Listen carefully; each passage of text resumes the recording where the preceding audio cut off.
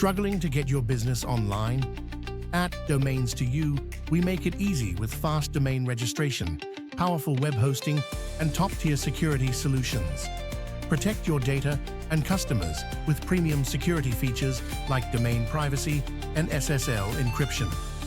Find the perfect domain name and get online in minutes.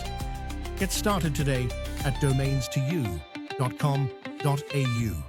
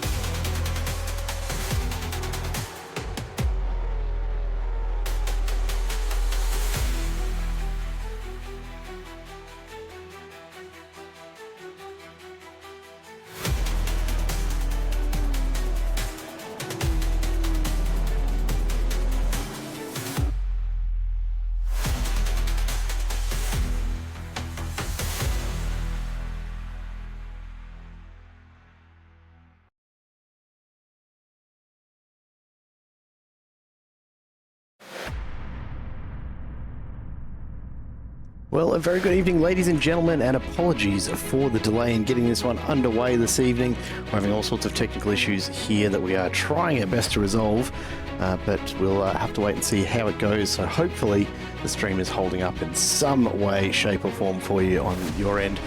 Very good evening to everyone joining us. This is the final round of the Domains2U MCV8 series here at Long Beach. My name is Jared Cole. I'm joined by Isaac Fogarty.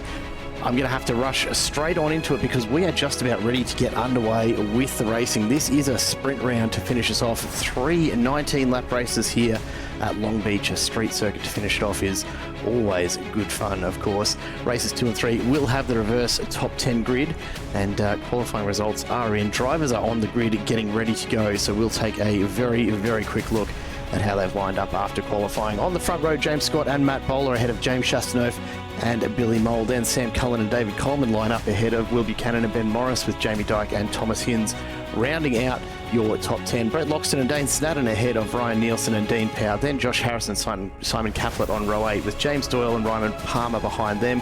Liam Jensen and Scott Watts rounding out your 20 drivers entered here this evening. And Isaac, despite all of the challenges we've had already this evening, this is going to be a cracker, I'm sure. Yeah, good evening, Joe. Good evening, everybody. This will be an absolutely cracking race. Long Beach always provides, and yeah, it seems we've had a bit of a delay getting going this evening, but I don't think that will put take the skip out of anyone's step tonight, because this is going to be some electric action around here. The cars are starting to finalise coming to the grid now. We've got a couple more. And Ryan Palmer, very low down in qualifying. I can confirm that's because he was eating stir-fry, not qualifying the car. But this is our championship standing. So James Chastaneuf sits at the top of the leaderboard. Matt Bowler, less than 30 points behind. So James Chastaneuf needs to perform this evening to stay with Matt Bowler to hold on to that championship victory. Thomas Hinds not too far behind in third. Then Jamie Dyke and Will Buchanan only separated by 10 points. We've got a very tight battle to keep an eye on there at the front of the field.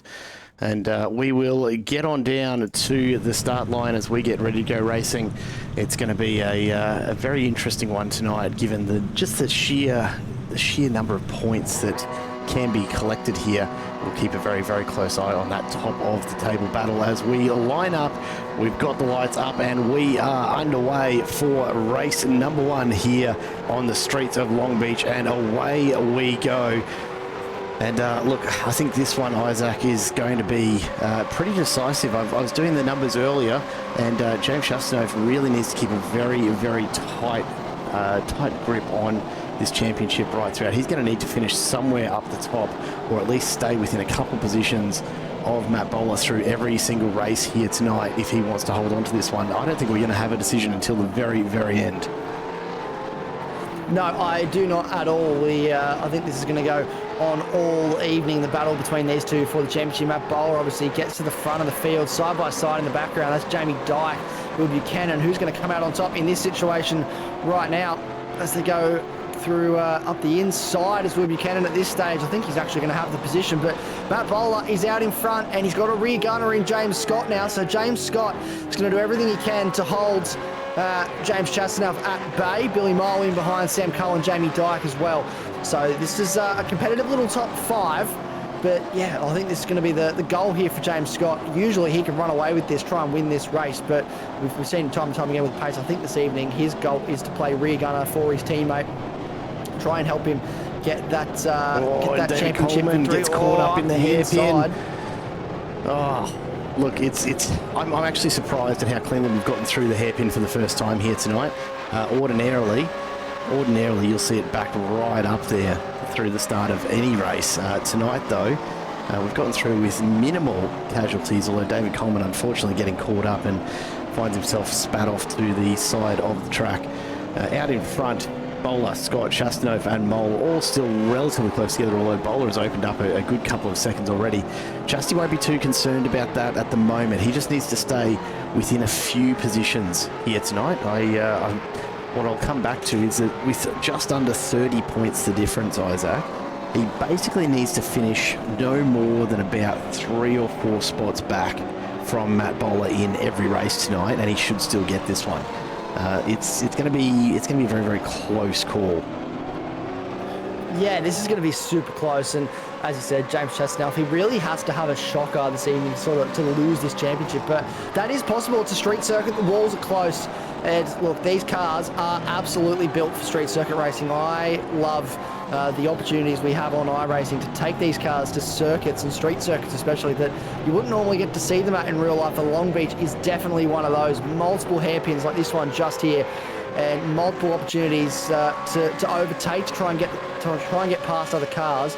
And look, I've driven a car here. It's not the most easiest thing to do. They're very difficult to tame around this very, very tight and twisty street circuit. So these guys this evening will be doing a stellar job. And James Chastanoff, look at that gap already from James Scott to Matt Bowler. It is over 2 seconds. James Chastanoff half a second behind as they run past the fountain. That's a very unique corner in World Motorsport, the fountain corner right here. You can pretty much you could drive through the fountain if you tried hard enough. There's no real barrier there, which is interesting. But this is Dane Snadden we're watching now. He's about half a second behind Thomas Hinds, who in turn is half a second behind his teammate Brett Loxton, who unfortunately at the conclusion of this evening will pass the number one on to either Matt Bowler or James Chastanoff. So there will be a new champion this evening. Brett Loxton not able to defend his title, but I have no doubt he will bounce back in next season. Certainly be fighting for that championship once again. Yeah, look, every chance, although the top end of this group has, I mean, look at the gap that's opened up here ahead of Loxton. I mean, there has been a few moments here and there that perhaps have contributed already in the early stages of this sprint race, but the speed of the front 3 or 4 drivers we've seen this season has just been absolutely next level, hasn't it? They've been so much faster time and time again, and some of the old hands that have been around for a while, they're starting to really feel the heat of some extra competition here. Yeah, definitely the competition stepped up for sure. That is 10-second time penalty for car 281, so that's Will Buchanan for contact at turn 11 on lap 1. So that may be for the contact, I believe, with David Coleman. So that's a 10-second time penalty. He's already missing his front bar, so that time penalty is going to miss his David Coleman. So just spins him coming in towards the hairpin. So that's turn 11 there. Front bar still on the car at that stage. So not exactly sure what happened to cause him to further lose that front bar, but Ben Morris into the pits. So and he's at pit exit now. So that may be a drive-through for Ben Morris. Not entirely sure what caused him to come through the pit lane there, but we're on lap number 4 now already. 5-second time penalty for car 281 for lap 2, turn 1. So that might explain where the front bar has gone for Will Buchanan. So now he carries, 15 seconds worth of time penalties, which would put him at this stage second last, so in 19th place behind David Coleman. Yeah, that's going to be a pretty significant impact on his points from this round. But of course, it's all post-race, so he'll just try and brush that off as best he can and focus on getting the best result that he can still salvage from this first race. As we take a look at Sam Cullen just staying ahead of Jamie Dyke as they come down the straight again. Already lap 5 of 19 here.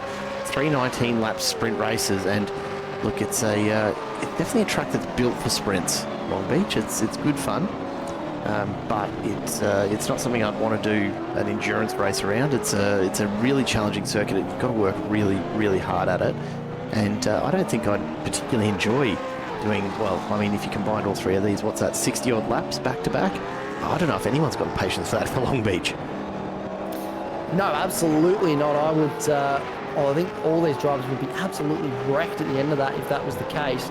And, look, you know, 19 laps, I'll be thankful that they do get a break, because even then, that's still a relatively long time. They're doing a minute 20 lap time, so it's about 25 minutes around here under complete green flag conditions.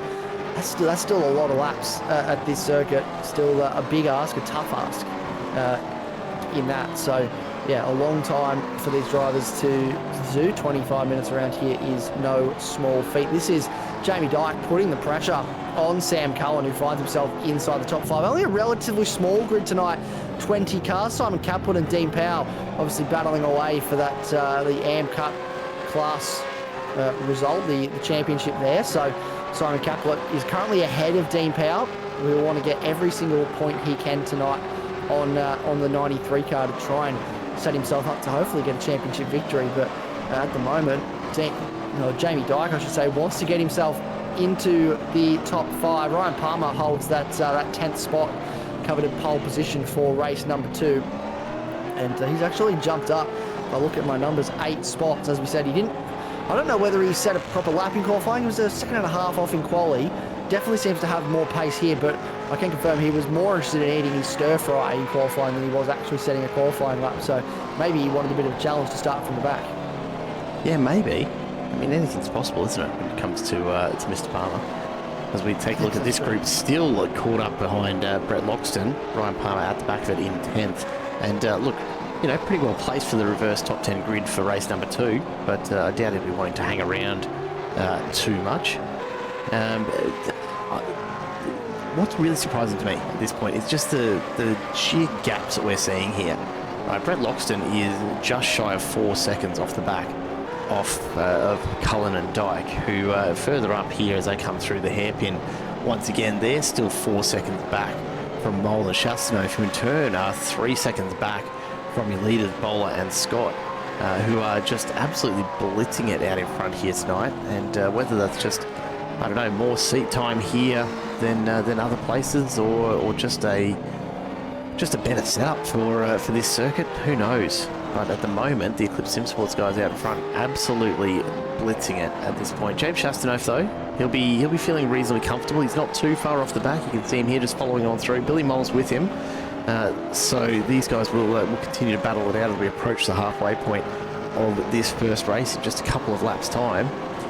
But Chasty at the moment is, look, he's within reach. He's within reach at the moment. He's only going to be dropping at this stage about 6 points. If Mole does get through, then he's going to be looking at dropping 9 points, and that's kind of about the limit that he'd want to drop to Matt Bowler here per race tonight. Yeah, I don't think he wants to drop any more points than he necessarily needs to. He will try and do what he can to hold on from Billy Mole, because obviously James Scott has disappeared in the distance now. Realised that there's a bit of a gap between himself and Matt Bowler. Matt Bowler clearly got quite a lot of pace in that car, and just looking, fast lap of the race actually does belong to James Scott at the moment, a 1 minute 20.8, and Matt Bowler's on a 1 minute 20.9, so pretty close between the two of them. But James Scott definitely has the pace in that car, but I don't think he's going to go for the overtake and take any points off of his teammate. Hopefully, we haven't seen them, as you said, play the team game too much this season. I think we've spoke about this a couple of weeks in a row now, that they don't really seem to be in the same voice chats during the race, so the communication's not there. But maybe for this week, they've just communicated a little bit with each other and said, you know, if I'm in the position to hand you some championship points to help you in your campaign, then I'll absolutely do that. And it's probably what you'd expect out of teammates in this situation. So James Scott being a real team player at the moment. Jamie Dykes just found his way past Sam Cohen. Will Buchanan's trying to get his way past Ryan Nielsen as well. This is Brett Loxton, who's under pressure from Thomas Hinz and Dane Snadden. So these guys at the back end of the top 10. Ryan Palmer also lurking in the background of this group. So, a little bit of a touch of the wall there for Thomas Hinz on the exit. So they're getting close to the concrete barriers here. There's not a lot of room for error at a street circuit like Long Beach, and the advantage of being in a tin top, as that's what they call it in this part of the world, a tin top, not a saloon or a sports sedan, but perks of being in a supercar as opposed to an open wheeler is you have fenders and the wheels are a little bit more sturdy. If you were in an IndyCar there, you probably very well could have plucked the rear left corner out of it. So Thomas Hinz will be very, very glad that he's in a supercar with a little bit more sturdy suspension. Take a bit more of a heavy hit, but he's trying to keep up with Brett Loxton. I feel like he's dropping off a little bit here at the moment. Will Buchanan, as we touched on earlier, still trying to find a way past Ryan Nielsen, even without a front bar. Well, when you're tucked in behind like that, the aero impact doesn't really matter quite so much, does it? They ride in behind Nielsen and wait for your opportunity to get through. The thing with Long Beach is, despite the relatively long front straight, it's not a super high-speed track through most of it. So the impact here for Buchanan should be fairly minimal. And he's showing off that he's absolutely staying in touch here with Nielsen. The one to watch behind is James Doyle and also Liam Jensen, the two Koala Cartel cars. Are circulating, not quite there yet, but they're certainly keeping an eye on this battle just up ahead of them. Ryan Palmer has fallen right off the back of the group that he was attached to. He's a second and a half behind Dane Snadden now. So yeah, long way back as Dean Power gives up a spot to David Coleman, and that is music to Simon Capel's ears as he tries to regather what he can here and had hoped to take out that AM Cup at the death of this season. It's going to be a tough one for him. Oh, Ben Morris. Ben Morris is in the wall hard at the fountain.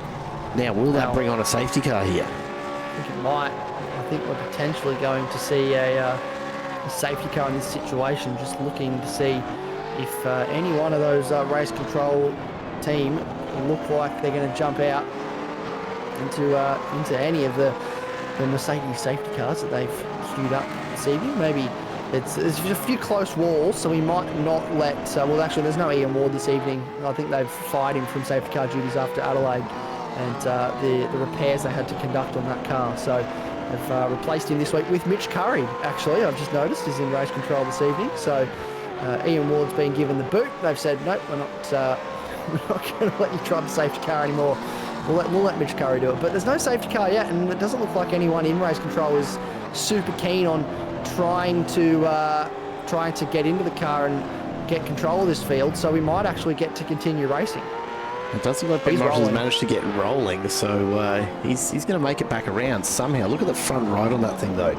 It is barely hanging on, and making his way around the corner is a challenge, to say the least. So he's saved us from a safety car, but I'd say his race is pretty well done here. It'll just be for bragging rights and the few extra points that he can pick up by seeing the checkered flag. He'll come around, he'll get it fast repair, but he's going to end up so far behind that you can't see it. Can't see him catching up really from there. No, absolutely not. I think, unfortunately, it'll be a reset, go again in race number 2 and race number 3 for Ben Morris. But again, this circuit is so tricky. I'm surprised we haven't seen more drivers make some mistakes this evening. So Ben Morris, unfortunately, the unlucky one. This battle still continues on, though. Billy Moll is putting some real pressure on James Chassis at the moment and trying to get himself into that podium spot. James Chassis not keen on losing any more points than he already is in this situation. James Scott sort of still maintaining that gap to Matt Bowler, so I think he's just trying to stick him behind for now. But yeah, I think Billy Moll is desperate to get on the podium, and James Chasnaff is desperate to hold on to these points. Looking at the other battles up and down the field, everyone started to spread out a little bit now. This is sort of the closest two on track. This is Josh Harris and David Coleman, though. These are the closest two on track, and David Coleman in the second phase of that corner tried to make something happen, was not able to on exit. We'll lose a little bit of time here to Josh Harris, but he's putting him under some pressure in the background, as well as Dean Powell putting Simon Capel under pressure. Yeah, these battles continue on. This is one of those tracks where it's just so hard to find a passing opportunity absent a mistake from the driver in front. There's plenty of spots as David Coleman gets a spun around that corner very quickly. You can see him lining up the rear as he tries to find traction. Simon Caplet struggling with the same in the background. So this guy's pushing very, very hard, but it's costing them time, it's costing them pace, and Josh Harris just starts to walk away down the front straight. It's so important to get that exit right if you do want to hold on to your pace at the other end of this front straight. It just costs you so much if you do mess up that exit. Yeah, absolutely, it can cost you. And that's the I think the theme with most of the corners around here. There is so much potential to lose time. You can see this is James Scott all over the back of Matt Bowler. Is he going to go for the move here? That will be the question. Is he going to continue to play the team game, or is he just maybe trying to give his teammate a little bit of the hurry up? They are 6.5 seconds up the road from James Chastain, so not really too much to worry about here in terms of losing more positions. But what do they do with this battle? I've gone back. Jared Cole had a look at the points between Dean Powell and Simon Caplet. It is a 70-point advantage in favour of Dean Powell. So Simon Caplet, 1 spot ahead of Dean Powell, is not going to be enough to take this championship back from Dean. So he has a little bit of work to do, Simon Caplet, if he wants to capitalise on the points this evening and try and get that championship point or that championship lead back. So 70 points, it's doable, but it is a big gap. I don't know if I'd even call it doable at this point. It's such a big ask, and to be fair, there's just not enough drivers in the field to really help these guys find much in the way of an opportunity to get themselves spread out that far. It's going to be really, really tough for Caplet to find himself that far ahead of Powell. They're battling it out. They're side by side at the moment, which is great to see, but this isn't going to be helping Caplet at all. And I think Dean Powell should be feeling relatively comfortable with his finish at the top of the M Cup contest tonight if this continues. Yeah, look, here he goes. He's going to get past Simon Caplet now, so he definitely will feel a little bit more comfortable with that change of position. This is Brett Loxton still trying to find a way back past Sam Cullen. Let him go for a little bit, but he's closed right back in now. We are running out of time in this first race to make something happen, and as a result, you can see we've got Sam Cullen, Brett Loxton, Thomas Hinds, Dane Snadden and Ryan Palmer all right in on top of each other. Will Buchanan some 4 seconds back on this battle, but Sam Cullen starting to feel the pressure once again. Maybe Brett Loxton just trying to manage those tyres at the back end of this race, but he is keen to try and get a spot. So Sam Cullen was battling with Jamie Dyke earlier and then lost all his time, fell back into the clutches of Brett Loxton, then opened it up a little bit, it's closed back in once again, and Jamie Dyke has just, as a result, disappeared into the distance, 4 seconds up the road, albeit 5 seconds back from Billy Mole, who's still trying to find a way past James Chastain. Now, James Scott has also let Matt Bowler go and given him a little bit of breathing room there, so interesting to keep an eye on some of these gaps. But look at this group. We got from 6th place all the way down to 10th. It is all over the place. Looks up the inside now, under brakes. Brett Loxton, heavy into the wall for Sam Cullen. He stayed wide to allow Brett Loxton through to give him room, and as a result, there's understeer wide into the wall. Brett Loxton will be up into 6th place, and I think that's sort of, unfortunately, a driver error from Sam Cullen. As much as I hate to say it, I don't know if Brett Loxton really played too much of a factor in that incident. Yeah, no, I don't think so. We'll go back and we'll take another look. Keep a close eye on Brett Loxton on the way through here. Cullen out very, very wide. Is there contact here?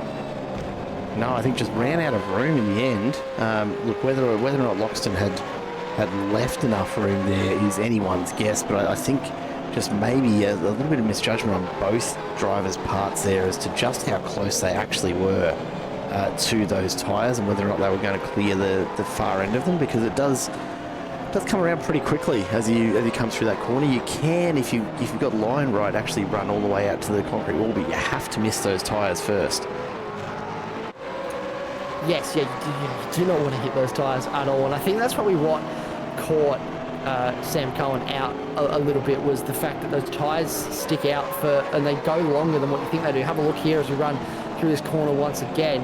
You think probably they don't stick out as far, but when you get wide and you're on the marbles, they stick out a lot further than what you would expect they would. That front bar is also missing off Sam Cullen's car, so that's two AITX cars.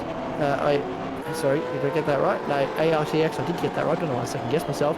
But there's two AITX cars without a front bar on them now. So they're going for symmetry in their liveries, I think. Yeah, is it livery symmetry, or is it a team orders to, I don't know, try and go for a bit of weight reduction here and pick up an extra top speed? Either way, I don't think it's the way to go somehow. And it is unfortunate to see both of them suffering. Both Cullen and Buchanan now falling well off the back as this group continues on. Further up through the field, Chasty is still doing everything he can to hold off Billy Mole here and managing it so far, but it's just costing more and more time. Look at this, 9 seconds, the difference between Chastain and Mole forward to Bowler and Scott. Huge gap as Sam Cullen moves over and gets out of the way of his teammate coming through there as well. Billy Mole is putting all sorts of pressure onto James Chastain here, but Chastain knows what he has to get done tonight. He just needs to hang in there, hold on to third, and keep himself in touch with Matt Bowler through to the end tonight. Yeah, he knows the expectations. He knows he doesn't have to do anything silly, and this championship is absolutely his. So he's look, performing well at this stage. He's responding well to the pressure that Billy Mole was applying. We've only got 2 laps here. Billy Mole trying to drive underneath him in the hairpin, but James Chastain just was wider and therefore could get the better run off the corner to hold on to the position. So Mole's throwing everything at him, but Chastain is driving quite well, quite a mature head on him this evening with his performance he's putting on.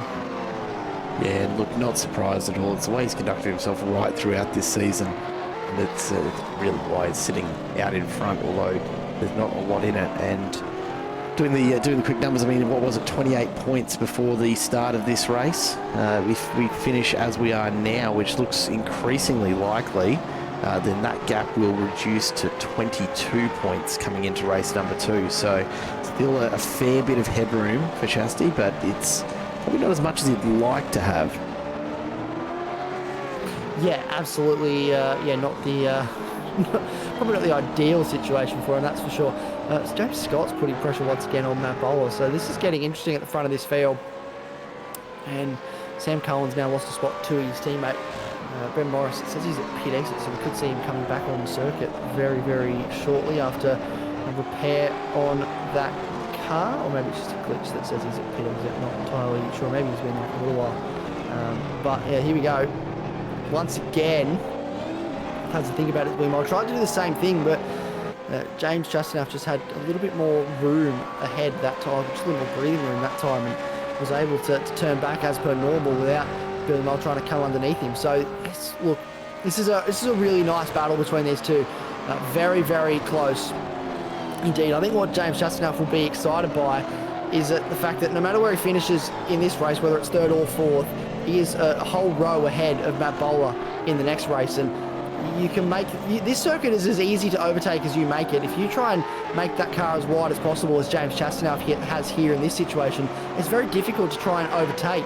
Whereas if you just sort of leave the door open, you're not really aware of what's happening behind you. It's quite easy for cars to get past. You can see here James Chastain driving very, very well and defending beautifully from Billy Mole. Billy Mole throwing everything at him in the late stage of this first race. So James Chastain, he could be excited by the fact he'll have track position over Matt Bowler in race 2. Yeah, we're going to have to wait and see what he can make of it, though. Of course, race 2 will be the next one as we go. Big dive there from Billy Mole and just gets a nudge. He'll be down into the escape route, and that will mean that Shasty's got all the time in the world. Jamie Dyke second and a bit behind, but I don't think he'll be close enough to have too much of an impact here.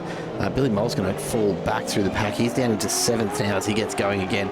A blessing for Jamie Dyke and for Shasty, but out in front, it's the Eclipse Imports duo of Bowler and Scott who continue on. They've seen the white flag. This is the final lap, and I don't know whether we're going to see these two battle it out at all, or if it's going to be a fairly calm and controlled finish here. I suspect, given how well these guys have run so far, I wouldn't be thinking there's too much likely to come of this.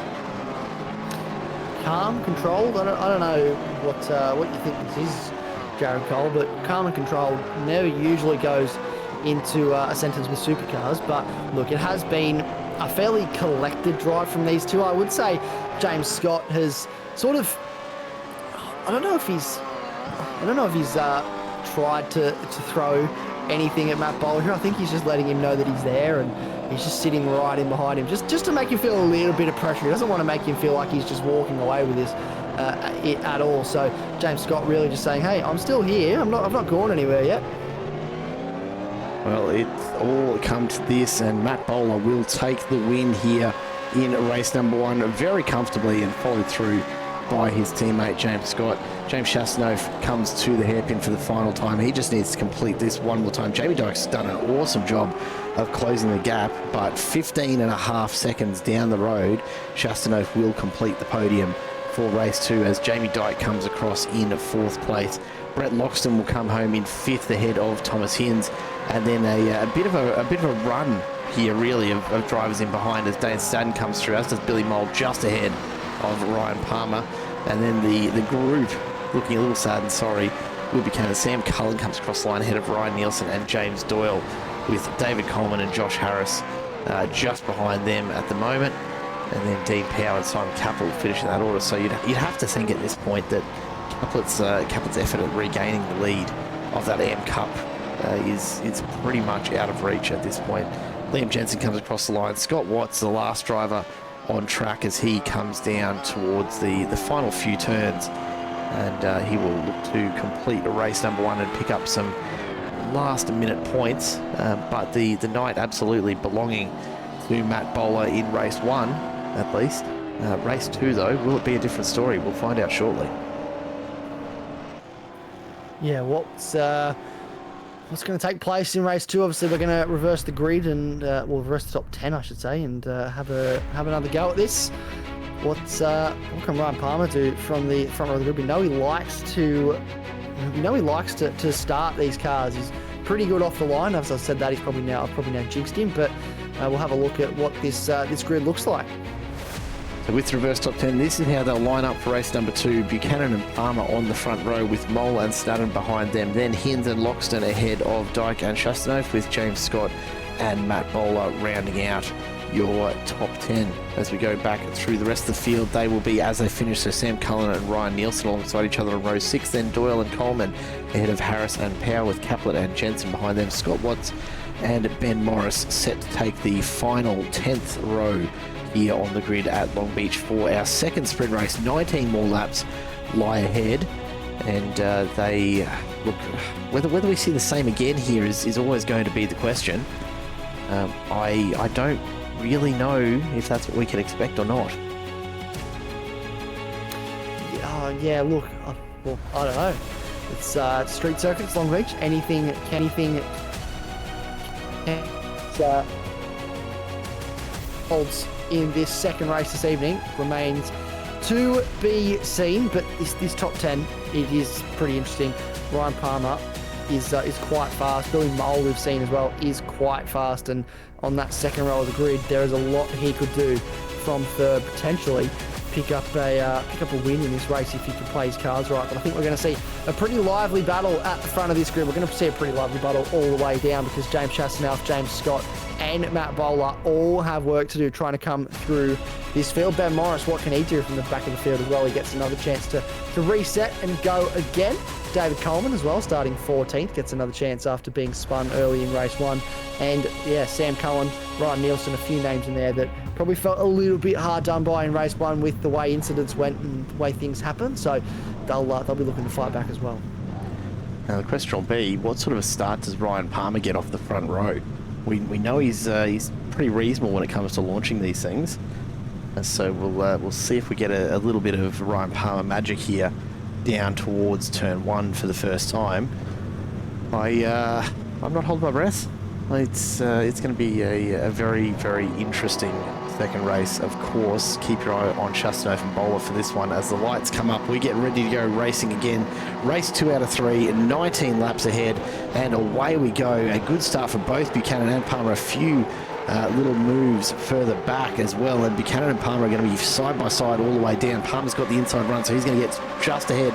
Squeezes Buchanan as they come down towards turn 1 for the first time. Have a look at Chastanov. He's wiggling around all over the place back here.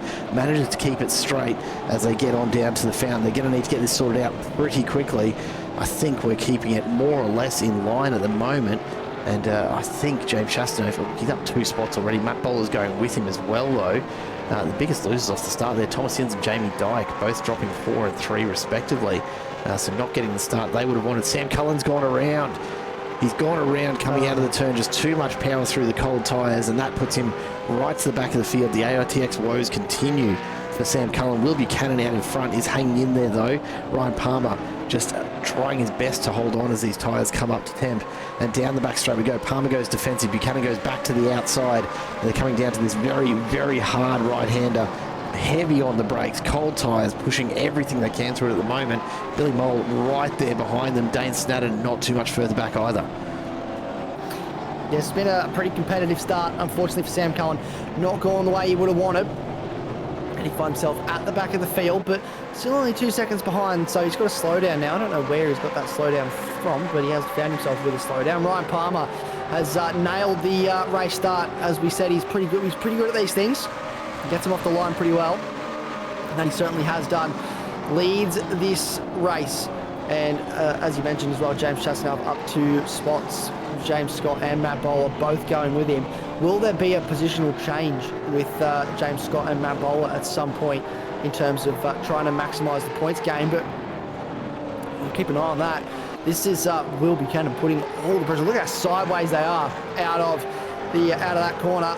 Running down the back straight now, trying to find a way past is Will Buchanan. Billy Mole also staying with them, already 2 seconds back to Brett Loxton. So these 3 at the front have quite a lot of pace. Brett Loxton not able to keep up with them. Dane Snadden also struggling to keep up with Brett Loxton. This is up the inside now from, that is James Scott on James Chastanov. So Chastanov's going to come back at him here. This is going to go side by side all the way down. Dangerous. There's a little bit of contact. Someone's lost a bumper there.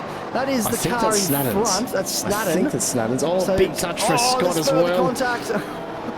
These guys have got to get this sorted out. Chastanov cannot afford to pick up a penalty here or to give away spots, but that's exactly what's happened. Matt Bowler's gone around the outside and gotten ahead. This is danger territory for James Chastanov. This is absolutely danger territory. This is the last thing you want. Matt Bowler as a result of the battle with James Scott, and that's what James Scott probably would have been hoping for. This is Ryan Nielsen and Jamie Dyke. Ryan Nielsen almost got into the back of Dyke there, down the front straight into the first corner, and has managed to pull that car up, get it stopped without any further contact. But David Coleman, who's also up 2 spots off the start of this one, is right in with this group. So there's a few battles happening up and down the field as we predicted, Jared Cole. We knew this was going to be an electric race too.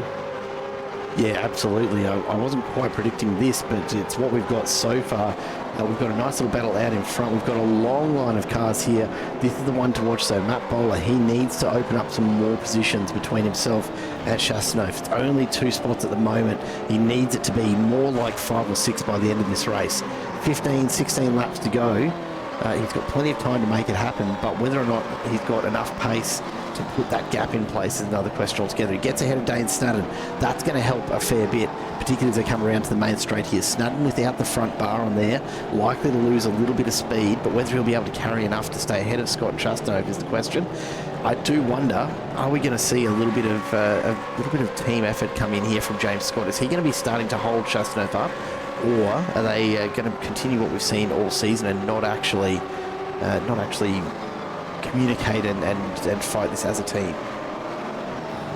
What is going to happen here in this situation with Matt Bowler, James Chastanov as well, trying to stay with James Scott. He'll want to get past. He wants to minimise the gap between the cars, as you said. So this is a bit of work to do. Dane Snadden's obviously struggling without that front bar, so he's going to be hampered. And I think if James Scott does go through on Dane Snadden, it will become a case of James Chastenow wanting to follow through as quickly as possible. The last thing he wants is to have more of the cars than necessary between himself and his main championship rival. Down the inside, here we go, James Scott under brakes. He'll get that done quite nicely, actually. He's actually going to... The fact that Dane Snadden had to go so wide there and scrub off enough speeds actually sort of opened the door here for Chastity to come through. So he's going to go to the inside, heavy under brakes, and he should get that one done as well, and he does. So that's another spot gain as well, and that's key for James Chastity. Now, if he did not want to spend too long behind Dane Snadden trying to find his way past. No, not at all. He didn't want to get held up there for even a second longer than was necessary, and he's done a great job of actually getting through very, very quickly afterwards. Leads now this long group. It goes all the way back as to pretty much David Coleman here in 12th before a couple seconds back to Josh Harrison, the second chasing group. But out in front, these three have just continued to expand that gap back to Brett Loxton. Now out to 2.5 seconds. And I imagine that's probably about where it'll stay as they start to really battle in earnest. Ryan Palmer trying desperately to hold off Will Buchanan. Billy Mole, at the moment, just content to sit in behind and watch and wait. And that's probably not a bad way to approach it. This is Long Beach, and as with any street circuit, you don't want to get caught up in an incident. If you can avoid it, you want to take full advantage if it happens. So what he's going to be looking for right now is any sign that Buchanan's going to try and move on, and he'll either follow through or just sit back and wait for it to all come undone. Yeah, this is going to be... Look, Ryan Palmer was no stranger to getting his elbows out. He is not going to let Buchanan past without a fight. And if I'm Billy Mole, as he said, I'm just gonna let this happen. I'm going to spectate a little bit, see what goes on, not get too involved, because if it ends in tears, you are there to capitalise. But if you're trying to join in, then you could find yourself caught up in it, and all of a sudden, Brett Loxton or Matt Bowler, who's actually putting Loxton under an immense amount of pressure at the moment, will be there to capitalise. Yeah, it's a tough spot to be in for sure. I don't know. What do you do if you're Billy Mole though? You don't want to sit in behind for too long. You're just using tyres up to stay with these guys for no real reason. But we haven't really seen any sign of even a crack in Palmer or Buchanan's driving so far. It's been really, really composed. As I say that, of course, it's probably going to bring something on, and that is the way that we commentators work. But taking the background, here comes Matt Bowler. So he's just moved through on Brett Loxton, and he is continuing to try and open up these spots. Chastity is still back there in 7th. You just see him off the bottom of the screen there now, as Loxton goes back up the inside, completes that, Bowler completes that move on Loxton, back up the inside. James Scott's coming as well. This is great news for Matt Bowler. This is going to make things very, very interesting for race 3 if we maintain this kind of a gap between the two of them.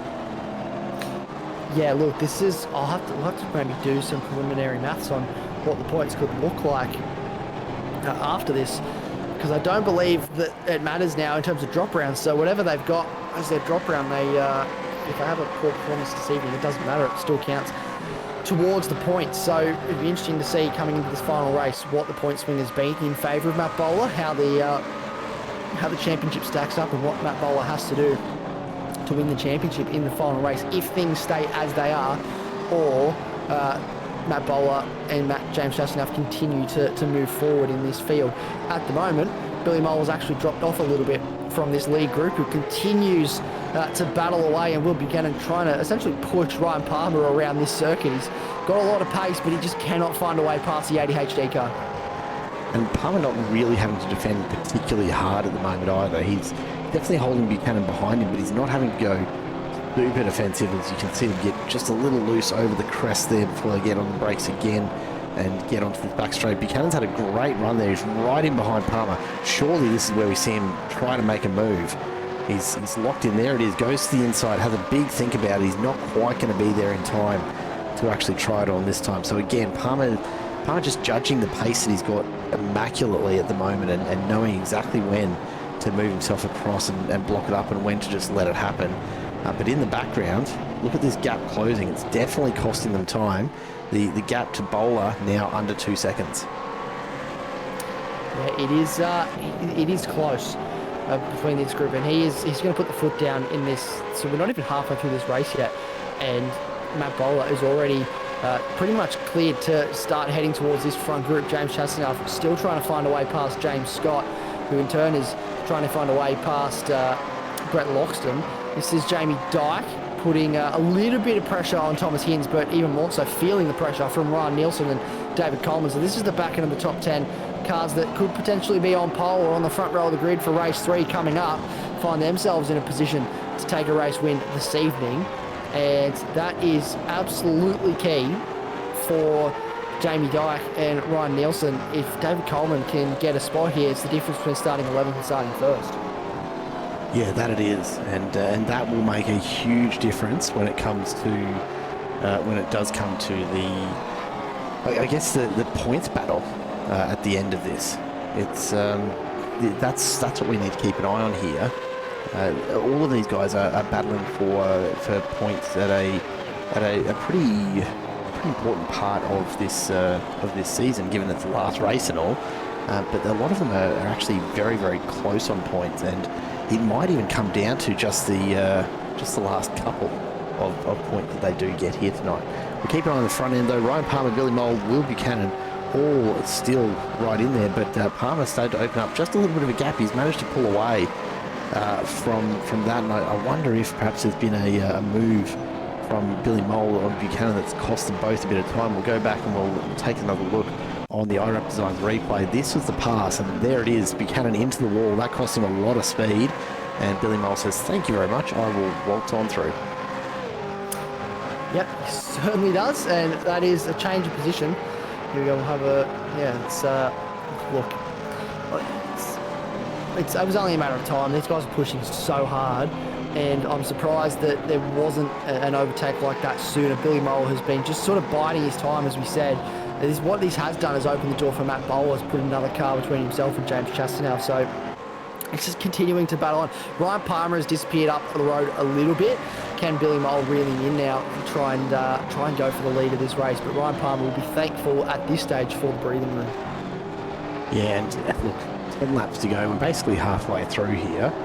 That breathing room is not going to stay for long, can't imagine, but it does give him an opportunity to just settle in and keep his eye on the race still to come. I mean, right now he's out in front and he's got an almost second lead. It's his to lose at this stage, but he's got some very, very quick drivers on their way. Matt Bowler continues to close in the gap, and he's almost caught up to Buchanan. In fact, he's going to go around the outside. Buchanan almost just gives him that one. I don't know if he had the exit cost him a bit of pace there and had to get on the brakes to avoid the wall, but Matthew Bowler just waltzing on through. This is really, really bad news for James Chastanoff, who's still behind Brett Loxton back in 7th. The gap now, look, by my count, should be about 12 points that Chastanoff stands to give away here, which means that gap in the final race could be as little as 2 or 4 points, if my maths is any good. But we'll take a look at the points in between races with an updated standing, or at least a provisional updated standing that should give us a pretty good idea of just how close the final race is going to be.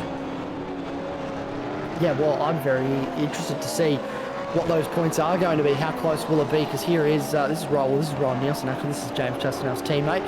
He's sitting in behind Jamie Dyke, holding on at the moment to pole position for the final race this evening, and this could be key. We talk about the team game, and James Scott playing the team game a little bit at the moment for Matt Bowler.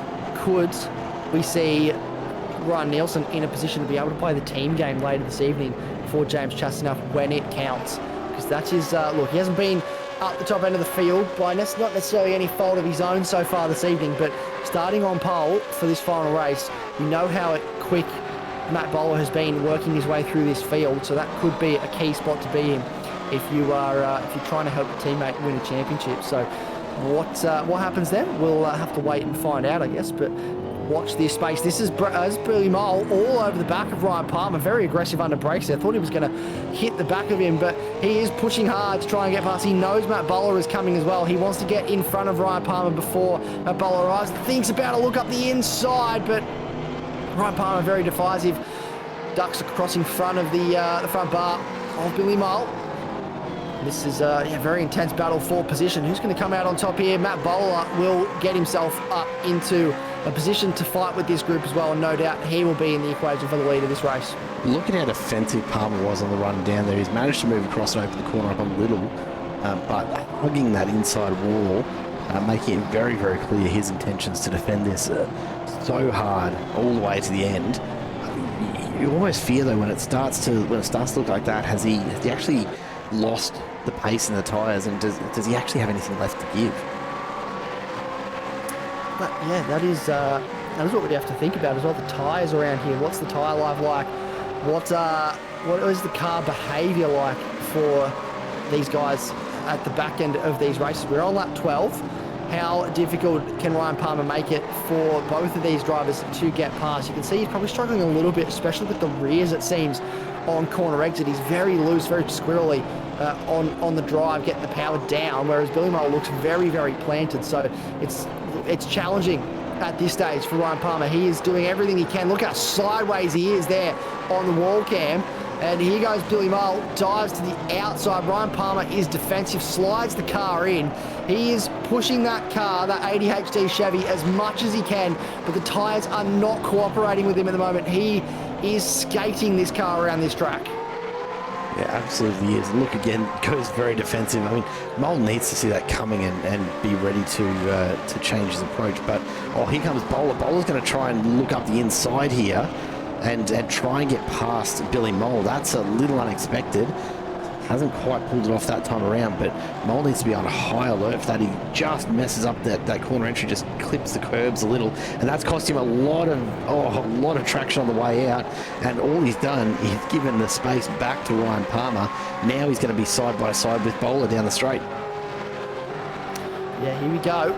This is a free kick once again for Palmer. So this battle with Bowler is Bowler's going to get another spot from Mole. So this puts another car between the championship combatant, man that's chasing down our championship leader, and our championship leader in James Chastanoff, who's still in 7th, albeit behind Brett Loxton, not able to close in on the reigning champion.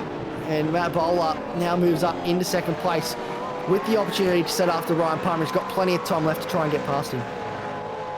Yeah, he does, and that's the biggest problem for Palmer at the moment, is just how long is still left in this race. It's a long way left to go, and he's got himself a nice little gap now. But with Matt Bowler out into a little bit of clean air, I mean, at best, he's only going to have Bowler to contend with.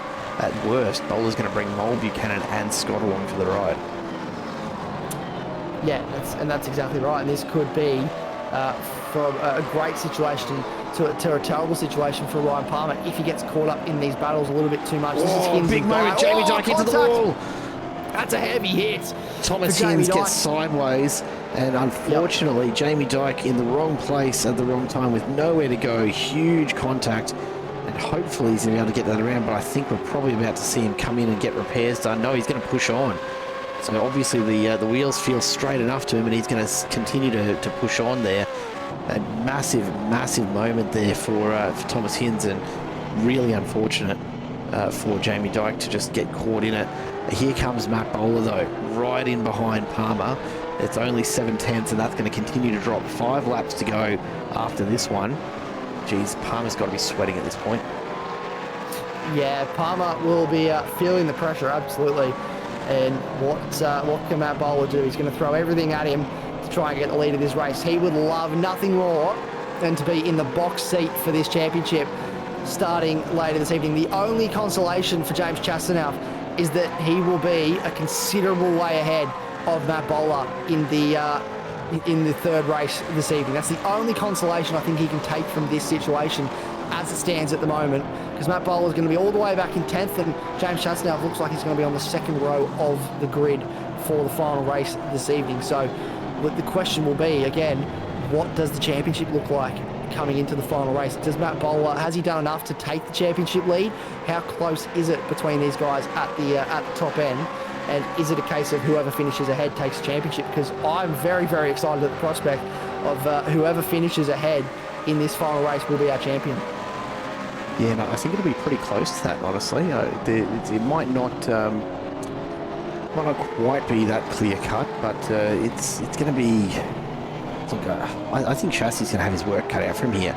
Long Beach just not favouring him as we've seen in a number of other races where he's been much quicker, and yeah, it's not coming together for him tonight, is it?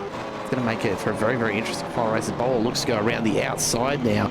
Palmer's going to struggle here. He needs to get back across in front to defend the inside of this turn. He does so, just barely holding on there. There's, geez, I don't know how much longer he can keep this up. Yeah, he's doing everything he can. He's brilliant defensive driving from Ryan Palmer, which, look, we'd expect nothing less. But up the inside, here we go. Under brakes from Matt Bowler. Ryan Palmer tries to just be a little bit authoritative with his driving here, defensive. And again, you can see everyone's coming with him now. So this all goes all the way back to Brett Loxton. This could open the door for James Chastain to close in even more, because this battle is starting at Ryan Palmer and the train is running. You can see that line of cars, ladies and gents, all the way back to James Chastain in 7th position. Yeah, and look, you know, it's not measured on time though. That's Chassis's problem right here. He needs the positions. He needs to close in a couple more spots on Matt Bowler. And while great that Palmer's, you know, effectively holding him up at the moment, Chassis's not managing to get through the field at this point. He's got a few very, very quick drivers still ahead to negotiate. The biggest problem right now would be if Bowler gets out in front and takes off. It's only one more position that he can pick up here, right? So the damage is limited somewhat, but geez, this is the last gasp for Chastain, I think. We'll see what the points look like after this race with just a few laps to go, but I think it's going to be a very, very difficult one for Chastain to actually hold on to this championship tonight. Yeah, well, I came into this. Oh, here goes Bowler up the inside. Again, that's a carbon copy of the previous lap, isn't it? I think I've just got deja vu, but I came into tonight thinking that James Chastain, he was in a very strong position, 28 points. Doesn't feel like a lot, but it is a pretty large amount.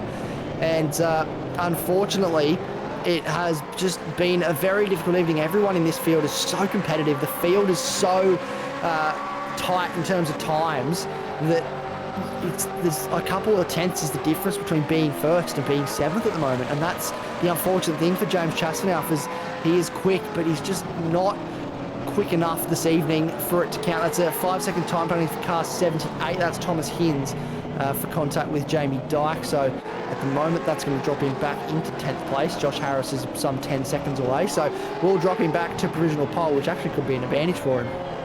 It could be, and Jamie Dyke, I just noticed earlier, picked up a meatball flag. Now, whether it was from that original contact or if there was something else beyond that as well is a little hard to say. It looks like he might have had a further incident. So we'll keep with this though, because Palmer is so heavily invested in defending this right now.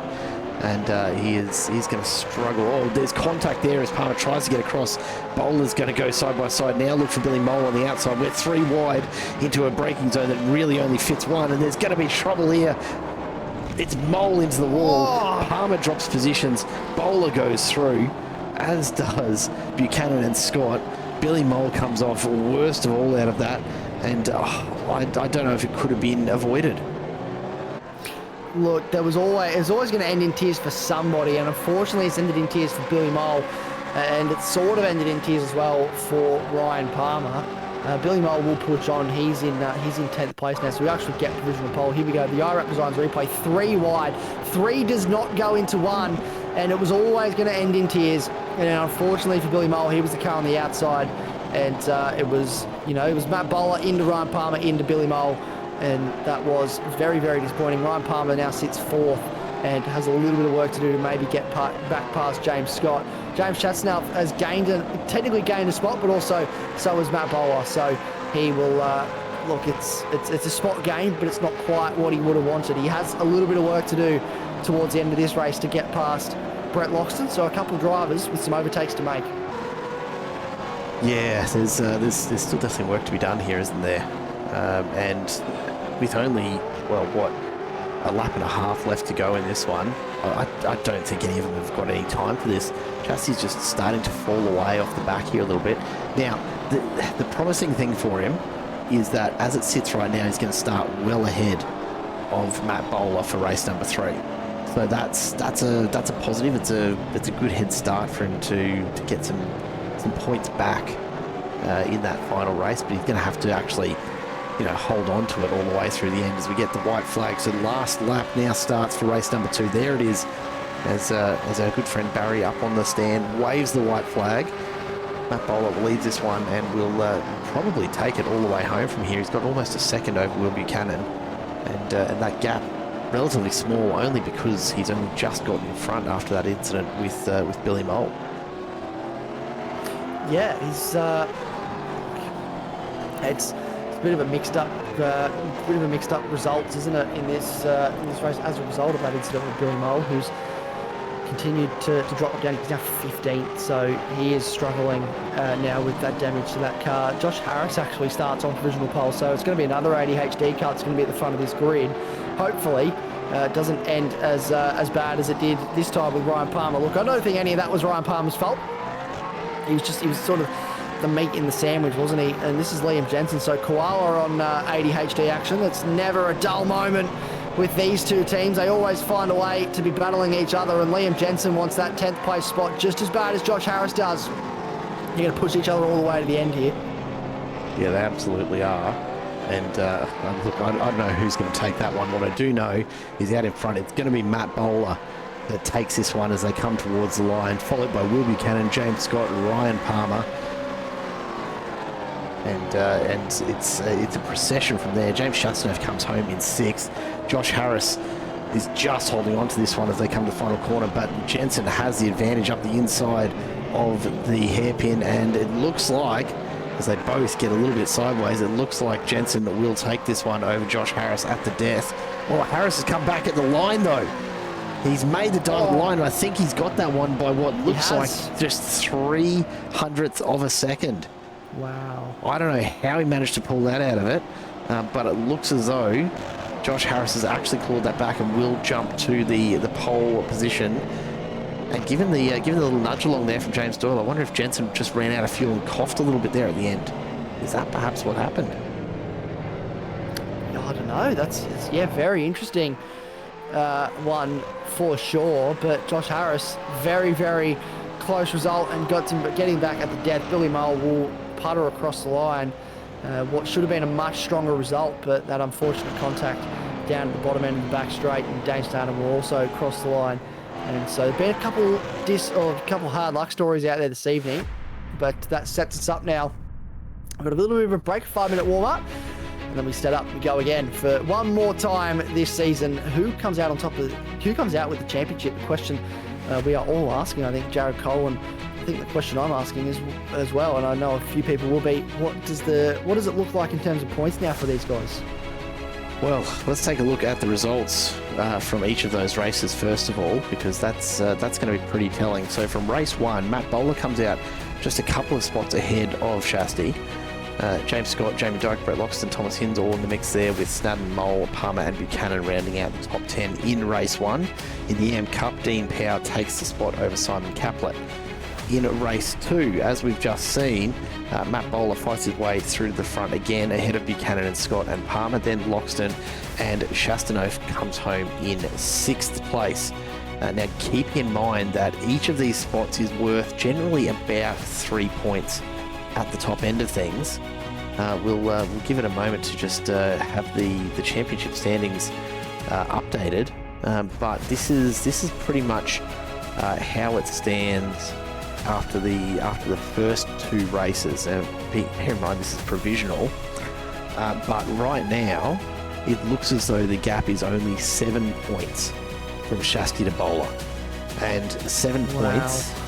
That is 3 positions of difference. So we're gonna have to keep a close eye on exactly where they do look like finishing up in race 3 here, but.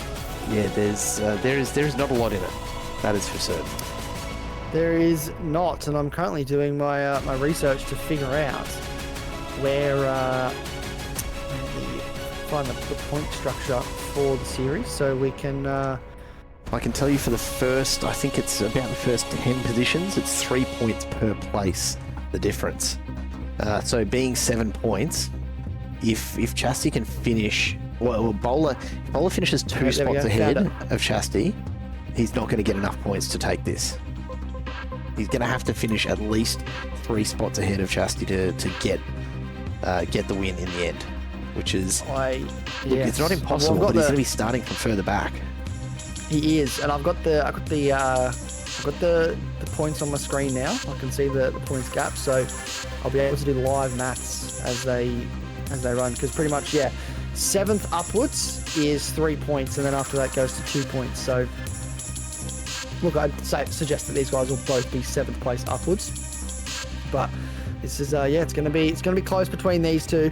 Who comes out on top as champion?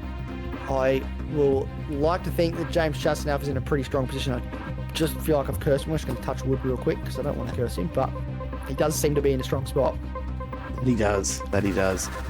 Well, bear with us, folks. We are going to take a quick break here while we try again to find a solution to the YouTube ingest issues that we're having. It does seem like the audio is coming through okay, so I hope you're enjoying the radio commentating that we're doing. Yeah, it's not ideal, and I promise you we are recording this race, so post-race we should have a beautifully recorded video of it that we can replace. So you can go back and take a look at all of these moments again, and not sure what's going on with the YouTube service tonight, but we'll see what we can find out. We've got just over a minute to go until they start gridding for race number 3, so do stick with us. We'll be right back.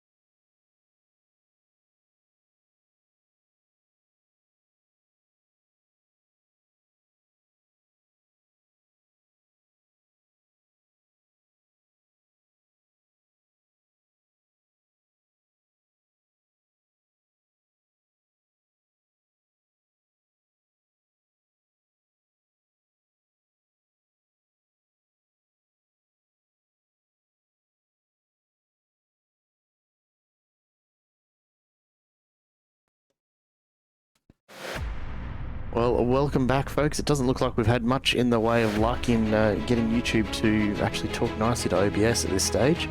I have no idea what's going on with YouTube this evening, but we will continue to bring you live commentary, and we will, of course, have this video for you later on. The drivers are gridding up now for the final race of the night, so let's take a look at how they are gridded.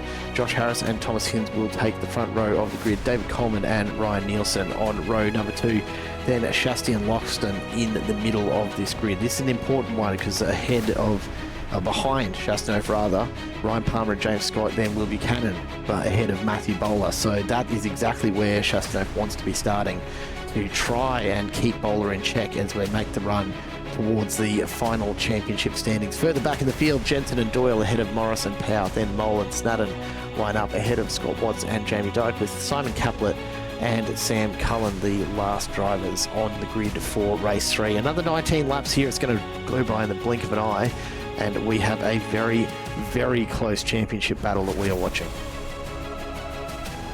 It is very, very close. As you said, 3 spots. If Matt Bowler can get 3 spots on James Chastity now, it can be the change, it could change the championship result for these 2 drivers. And James Chastity, you have to feel like he is in the box seat. He came in tonight 28 points ahead of his rival, but could be flipping the script. Josh Harris on the front row.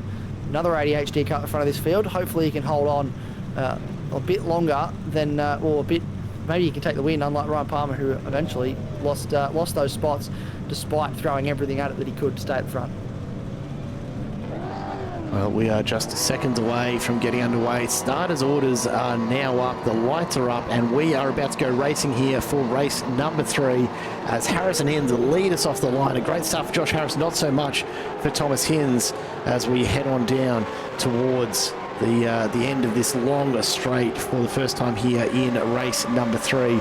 And geez, look how far spread out they are already. James Chasnov is up one spot and he's looking up the inside here to try and pick up another as the group comes through towards the fountain, still trying to get themselves sorted out. A little nudge of the wall in the background there for one of the koala cars as they're side by side into the fountain. We get all sorts of choked up and one of the koala cars goes sideways, spins around. That looks like Jensen, who is off into the fountain, and we've got some more casualties as well. Jamie Dyke caught up in that, Scott Watts as well. Snadden Morris also caught in it. Out in front, Josh Harris and David Coleman are almost side by side and still leading this one. Chasnov in 4th. He is only up 1. James Scott up 3 behind him. Importantly, Matt Bowler up 3, now 4 into 6th as he starts to close in on the front group as well. It's an electric start. Look, the first 2 race starts were pretty tame, so eventually we had to have one. They got the elbows out eventually. And this is, look, here goes James Chasnov. Oh, that's Ryan Nielsen, sorry. He's wasting no time getting up a spot. His teammate looks to follow him through. Ryan Palmer in the background also going for a move.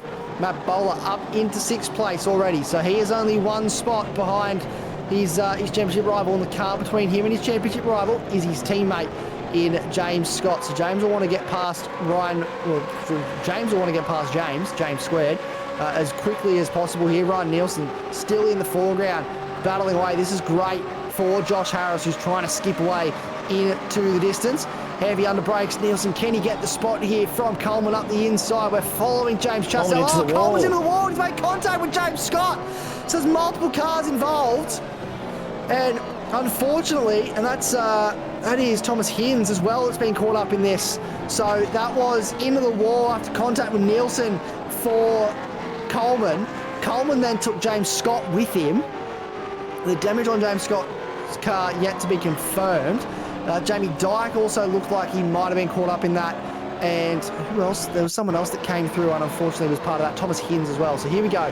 David Coleman on the outside, gets it loose. Done it all on his own actually. Yeah, and then bounces back off the wall and then clips a little bit, couple cars. And Thomas Hinds though has nowhere to go in that situation. Has to back it up to get it going again. Yeah, that's a really, really rough spot to get caught out. Billy Mull just gets a little bit of a side swipe on the way through. Ben Morris has had an issue somewhere as well. Now, I don't know whether it was in the same incident, but he's found himself meatballed and off to the pits as well. So it's all happening here. We'll take a look and see if we can see what's happened to Ben Morris. Just out of the hairpin. Does he just light it up, or he's tried to get to the pit entry, I think, and massive damage. He's actually blown the motor on the pit entry. That is very unfortunate. The motor is gone for Ben Morris. Not good at all. And look, he's backing his way out onto the track now, though, at least. And look, I guess the advantage of doing it there is that it's a very, very short tow time, if nothing else. That's very true. You don't have to sit there for long because the pit lane's right there. So he's managed to get back and can continue on. But yeah, that's unfortunately very disappointing. James Scott has lost another spot. He's losing multiple spots here. He's got to slow down and he's trying to serve. So trying to get that out of the way. This is Ryan Nielsen, James Chasnov and Josh Harris. So now with a couple cars not as close by, they've been able to close back in. Matt Bowler is 1.6 seconds behind this group and trying to chase down his championship rival. He's lost his rear gunner in James Scott, but now we have Ryan Nielsen. Could we see maybe a positional change here? Ryan Nielsen just seems determined to get to the lead of this race, but could we see the team game played here maybe with Ryan Nielsen trying to help his Banter Alliance Racing teammate out to give him a chance at still just securing this championship by finishing ahead of Matt Bowler? Well, we're still early on, lap 4 out of 19 as Bowler sets the fastest lap. He is absolutely motoring to catch this front 3, and he's just about up to them now as it is, as David Coleman comes into the pits with a meatball flag. It looks like he might have had more issues as he's tried to limp it back around to the pits, which is not incredibly surprising. It was already pretty badly beaten up. So it wouldn't take much to bring on that meatball flag. Matt Bowler now onto the back of this group as Ryan Nielsen. Is he moving over to allow Chastity through, and is he accidentally going to allow... No, he's going to allow Bowler through here as well, potentially, as Chastity and Bowler come to blows, and Ryan Nielsen just drops off the back. He's trying to go down the inside. Bowler's gone heavily down the inside as well to defend that, or maybe to try and set up a move on Chastity. I'm not quite sure which of the two it was, but Matt Bowler diving all over the shop. He knows how important it is for him to get ahead here. Chastity needs to be really careful. He actually doesn't need to be up at the very front of this race. He just needs to stay in touch with Bowler, and he needs to make sure that he stays in the race all the way to the end. That is the real challenge here for Chastity. There are not that many spots ahead of where they sit right now. And there's contact. Chastity's around. That's not what he wants to see happen. Bowler's taken him through the hairpin. I don't know what the stewards will make of that, but look at the spots that Chastinov is dropping now. This is heartbreaking for James Chastinov. He's back in 11th as he gets it rolling again. But if there's not something done around that one, if there's nothing in that by the stewards' determination, then that's it. That's the championship done. I will call it right now. It is a long, long way back for James Chastinov, and short of something happening to Matt Bowler, I can't see it happening. Yeah, that is very, very heartbreaking for James Chastinov. I'm sure we'll have to go back and take a look at exactly what has happened there and try and get to the bottom of that. The stewards will look at that one, absolutely no doubt. But for James Chastinov, he has so much work to do if he wants to come back to this field. Here we go, the iRacing Designs replay. So under brakes, here comes Matt Bowler around the outside, and then just a little bit of contact with James Chastinov there. Looks to be okay at this stage. And then there's Ryan Nielsen as well. And then into the hairpin. What will happen here on exit? And I don't know. That's a tricky one. Oh, that's a tough call. Yeah, that's a very, very tough call, no doubt. All three of the drivers in race control will be looking at that one very, very closely. Yeah, look, it's I will guarantee that the race control looking at it over and over again. My initial guess at that, although it's Bowler that's run into the side of Chastity, he's been run out of space to that wall, and I don't know where else he could have gone except on the brakes. And given that he was alongside Chastity through the corner, I don't know that he's necessarily required to. Yeah, that's a really rough one, and it's that sort of thing at this point in the championship that look, even getting into that battle was probably not the right call for Chastity either way. Yeah, look, it's tricky, but at the same time, you're a race car driver. You want to be involved in these battles. You want to do something. No further action between 427 and 169. So there's no further action between Matt Bowler and James Chastinov. Race control determined that it's a racing incident. Play on. James Chastinov, he might be a little bit frustrated by that, but there's not much he can do now. No, and that's just about the championship wrapped up for Matt Bowler. I know we've still got 13 laps to go, but we've seen here over the last two races that we've had tonight already just how difficult it is to make any sort of pass here around Long Beach. Chastinov needs to make a significant number of passes to get within distance of Bowler. I mean, what do we say? It's a 7-point game at this point. So he'll need to be, I think Chastity will need to be in probably 6th spot to have a hope of this. The maths isn't great. It might actually need to be 5th even to get to this if Bowler finishes 3rd, which means that at this point Chastinov is a good 6 positions out of place, and that's a long way back. He's 8.9 seconds behind Matt Bowler right now, and where he needs to be, let's call it 5th place to be certain. He is currently 8 seconds off the back of James Scott. Yeah, which is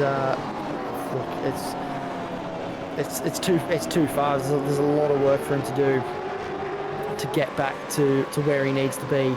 and it's a big ask here from James Chastain. I've no doubt he is going to push on as we would expect he would.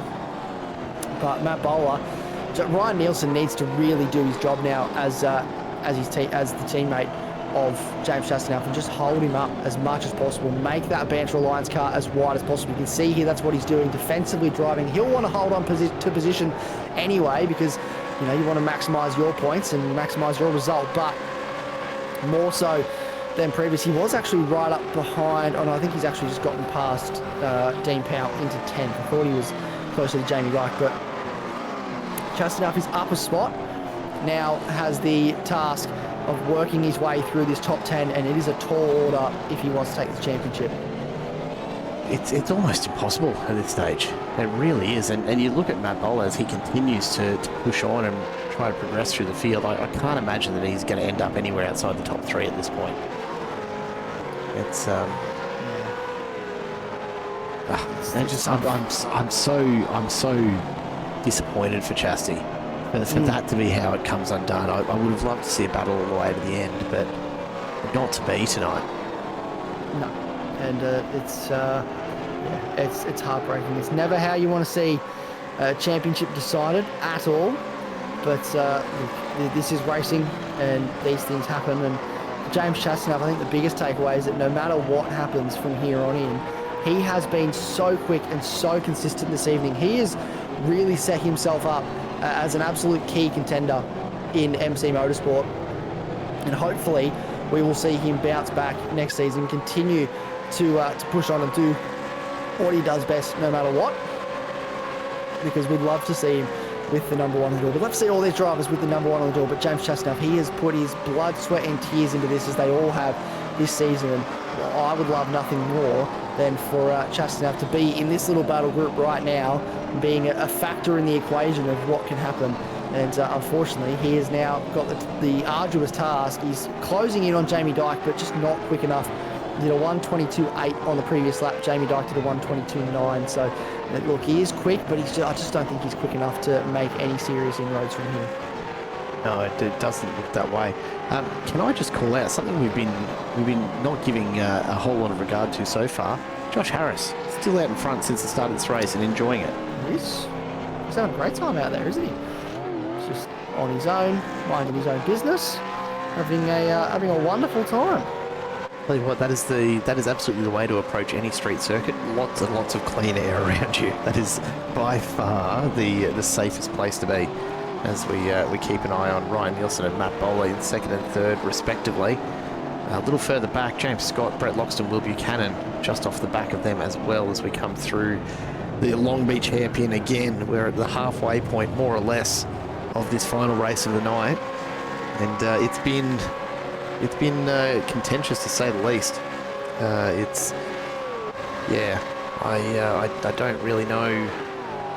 I don't really know how it could have been decided any other way by race control. I think no further action is spot on in terms of the call there.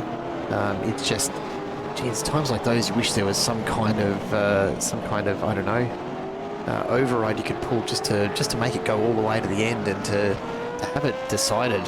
Oh, Josh Harris, it's our fault. We looked at him for just about the first time, and he's unfortunately had a bit of a moment, gone into the wall there somewhere, and has got himself now falling all the way back through. You can see the front end of that car is carrying just a bit of damage, and I think we probably owe Josh a beer for that, because he was doing beautifully out in front for the first half of this race, now dropping back into 7th. Again. Look, we're nothing if not consistent, I suppose. That's true. We are commentators of the people, and if the commentators curse one person, we have to keep in trend, and commentators curse pretty much everyone. And look, it's disappointing for Josh Harris. He was doing really well. This is 45-second time penalty for Thomas Hinds. Multiple unsafe rejoins on lap 2.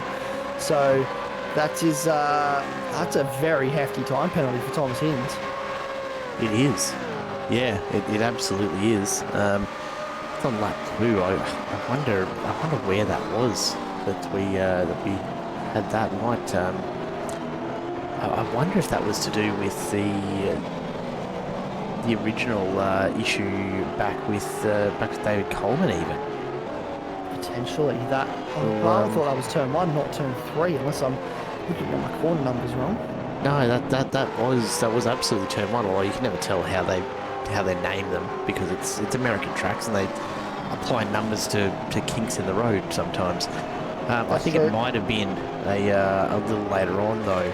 Just after that, we'll jump back on the iRap Designs replay and take a look at this. So up the inside comes Jamie Dyke, and then Hins finds himself spun around there. Oh, yeah, look, unfortunate. And what do you do at that point, I suppose? Yeah, look, that's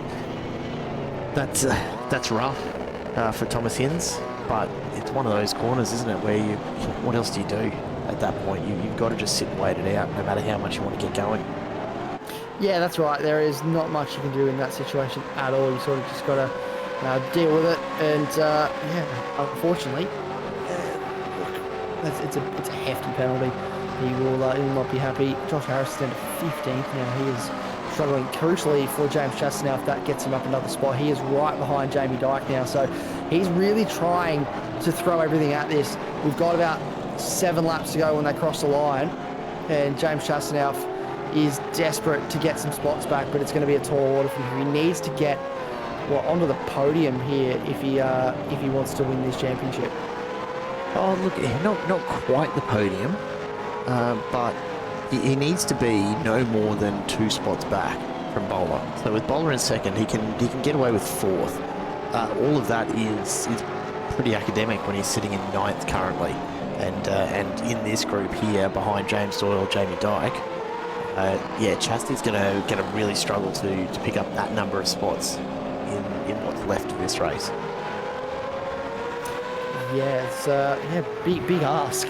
It's got to be impossible at this point, surely. I mean, there's things that can happen for sure, yes. But yeah, it would take an absolute miracle. And so far, I don't think anything I've ever said as a commentator has managed to produce a miracle. It has produced plenty of issues for people, but I don't think I've ever managed to create a miracle by saying we need one. And I doubt tonight's going to be any different, sadly. Yeah, I think disappointingly, it's look, we can hope and we can pray for a miracle. We can say to Nathan Allen, look, if you're listening, Nathan, I mean, he usually is. We love a safety car, but there's only so much you can do. Jamie Dyke is making that car very difficult to pass as well. He's actually trying to pass James Doyle at the same time. So there is, and that's a fair gap between Doyle and Ryan Palmer further up the road. So James Chastain, I think, is he's looking for a miracle here. Whether he gets it or not remains to be seen. But it's very disappointing for him either way, and my heart honestly breaks for him. This is the way he's going to lose the championship. He'll hopefully, no doubt, bounce back and come back next season even stronger. But you look at the caliber of drivers we have in this field. We've got Matt Bowler, James Scott, Will Buchanan, Ryan Palmer, Will Brown isn't here this evening, but he is right up there. Billy Mole's also been very quick. James Chastain, Jamie Dyke, with the Brett Loxton. The list goes on. Ryan Nielsen currently leads this race. Sam Cullen, unfortunately, he's out tonight, but that's a little bit of wall contact there I just saw for James Doyle. So he'll lose 2 spots here. There's a little bit of contact with the wall, but look, there's so many high caliber drivers in this field, in this series, that James Chastain to be, look, it doesn't make it any easier, it doesn't make it any better, but to be second place out of so many drivers that are so talented and are so quick is no mean feat. Yeah, absolutely spot on. It's been a tough race. It really has. The battle continues right throughout. We've got, Chastity's caught up in this still, although he's managed to get out in front now, and the gap that he's got to make up here to get to 4th, it's 8 seconds with 5 laps to go. We've had a bunch of other changes right back throughout the field. Someone I will call out, Dean Powell. I've noticed that Simon Caplet not joining this final race here tonight, so it looks like Dean Powell has the AM Cup wrapped up here tonight, so he'll be celebrating. Really just needs to get home at this stage, sitting effectively mid-pack, so plenty of time and space to play with. So he will just need to come home over the next 5 laps, and that will be the AM Cup in the bag for Dean Powell and for Blackhawk Motorsport. So that's an awesome comeback, considering that Caplet was out in front for really the most part of the season. It's a shame for Simon. He's had a great season. He's driven really, really well as Powell picks up a bit of a slowdown there. But yeah, it's just been too much consistency for Dean Powell here. Yeah, he's been really strong towards the back end of the season. Simon Caplet looked to be in a really good spot coming into the last few rounds after that break we had following the 12-hour. But he's come back and he's looked really strong. This is Josh Harris and Scott Watts battling away. Josh Harris trying to come back through the field after unfortunately losing the lead of this race. And he'll be very disappointed to now be in that position, but he's driven brilliantly this evening, hasn't he? Look, his first half was probably a bit nicer than his second half of this race. Yes, but he'll probably be feeling a bit better about that. It was, if we could double that first half, he would have had the perfect race. But look, that he drove very well, and I believe that's all it takes. I think it's that easy, folks. If you're just going to do really well in the first half, just do that in the second half as well. But no, he has driven spectacularly in the first half of that race, and unfortunately came undone due to the commentator's curse that we sadly continue to bestow upon the ADHD drivers, don't we? I think we just have a knack of, especially when sometimes we'll get away with it, but we never get away with it when it's an ADHD driver. I mean, is that intentional or not? It's hard to say. Look. Depends on what day of the week you ask me, really. It's true. It's very true. My answer will vary.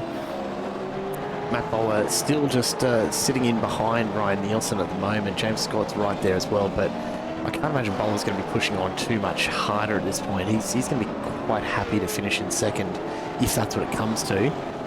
Scott has a bit of a slowdown incidentally as well. Billy Mole right on the back of Jamie Dyke as well.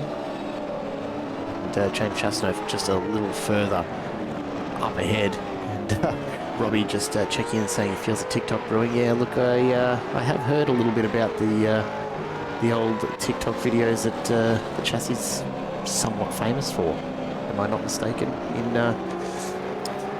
in talking about that? But yeah, look, I can't tell you much about it. I have successfully avoided TikTok so far, and I've got no reason to not continue that trend. That's fair enough. I'm an old man. Look, I am on TikTok. I have not been blessed with James Chasnoff's TikTok videos, but I'm sure I'll be going and searching this one up because I very much love a good racing TikTok. And look, if there's some content out there, I'll certainly go and consume it because I think that'll be an interesting one to watch for sure. Matt Bowler is really throwing everything he's got at the moment at Ryan Nielsen. Now, I've got to wonder, I've just been watching these times across this front group, and they are starting to compress up a fair bit.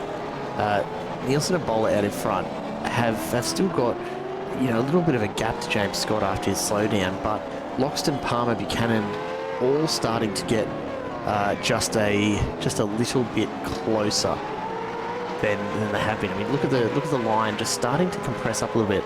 I wonder if Nielsen is actually trying to hold Bowler up here, if this is just the tyres falling off a little bit from how hard they're pushing out in front.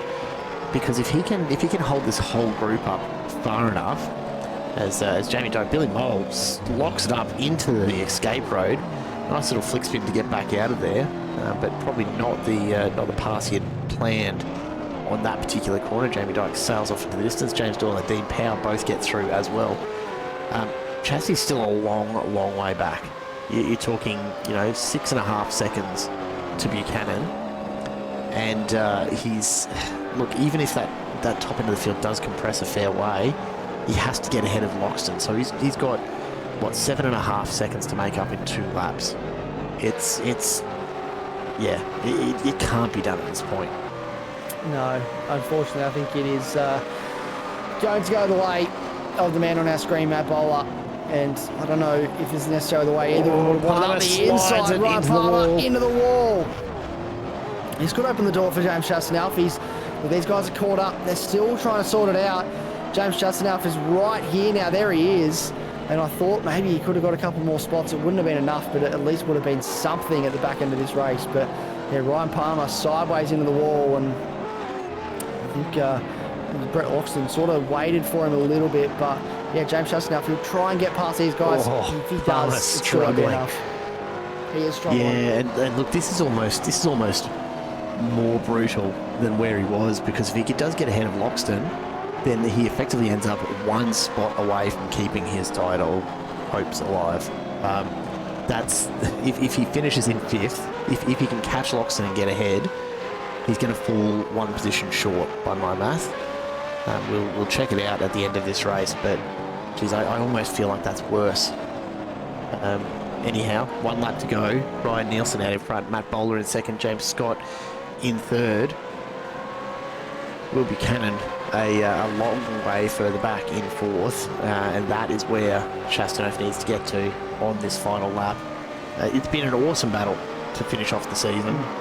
This sprint round has thrown up its fair share of interesting moments throughout, and I have no doubt that we're going to be talking about that hairpin exit for quite some time after the race. I think the Discord is likely to light up. Oh, now there's an interesting point. David Coleman checking in. Will Buchanan has a 5-second penalty. Oh, that's okay. Going to be. He's still going to be too far out from Chastanov. Yeah. Wow, that's a wonderful point, but it's going to be absolutely heartbreaking, isn't it? It's going to be so close. It's going to be so close. But it's just not going to be enough for Chasty tonight. Matt Bowler just has to hold on for a couple more corners here. Keep James Scott at bay. Ryan Nielsen just needs to bring this home, and it'll be a nice little win for him. But Matt Bowler, geez, what a drive tonight it's been. From luck falling his way with the hairpin exit, and unfortunately for James Chastanov just coming off a little worse for wear there. But Ryan Nielsen will come across the line to take the win here in race number 3. Matt Bowler behind. James Scott takes the 3rd step on the podium, but that should mean that Matt Bowler will be your MCV8 Series champion here at Long Beach. It's come all the way down to the final race. We'll check the numbers out to be certain, but I'm pretty sure that is it. Ryan Nielsen will celebrate his race win, and rightly so. But Matt Bowler, look, I'll wait till we see the points finally come through, but I'm pretty certain we've done the math, and that will work out pretty nicely. Dean Powell celebrates his AM Cup win, and as he should, because he has driven brilliantly over the last few rounds and so consistently throughout the whole season as he just stayed snattered while celebrating. Dean Powell absolutely earning that AM Cup victory as well. Unfortunately, Simon Caplet will be dropping to 2nd in that particular contest. Well, I believe he was 2nd already, so he'll just remain in 2nd, unfortunately. But Dean Powell, well-deserved champion of the AM Cup class. Might see him get a promotion to Pro-Am for next season. Never know. Keep an eye on what that looks like for him. But for this man on your screen, Matt Bowler, he is driven beautifully. There is James Chastanov. Ryan Nielsen, actually. Ryan Nielsen. Looks the same livery. There is James Chastanov. And unfortunately, so close, yet so far this evening for him. And that is, yeah, heartbreaking. But for this man, he'll be very happy with the fact that he's come out away after such a hard-fought season with that championship. Absolutely. As we leave them down on the track, let's get those final race results up and take a look through them, and then we can have a bit of a look at the final point standing pending any challenges and any protests that come through. Ryan Nielsen takes the win in race 3 though, ahead of Matt Bowler and James Scott. Will Buchanan and Brett Loxton, then Chastanov and Palmer ahead of Dyke, Doyle and Powell rounding out your top 10. Billy Moll and Liam Jensen behind them, with Dane Stadden and Josh Harris in 13th and 14th. Watts and Hinds 15th and 16th, with Ben Morris and David Coleman in 17th and 18th as the first drivers to really fall off that lead lap. Simon Caplet and Sam Cullen not getting past the opening couple of laps there. It was it's definitely a tough one, and geez, what a way to finish off tonight's round. It was, yeah, look, a wild second and third race, particularly the third one. By our count, though, this is how the championship stacks up at the end of the season, and it looks like Matt Bowler has it by 5 points in the end. So a close run thing all the way to the end. Both Bowler and Chastain picking up lots and lots of points throughout the season. To be 200 points clear of third place for Will Buchanan is absolutely massive.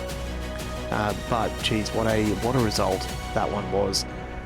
We've got a few drivers to have a bit of a chat to here this evening, and I think we might start off with our race winner for race number 3, and we'll bring him on into the booth. We are joined now by Ryan Nielsen. Ryan, you with us?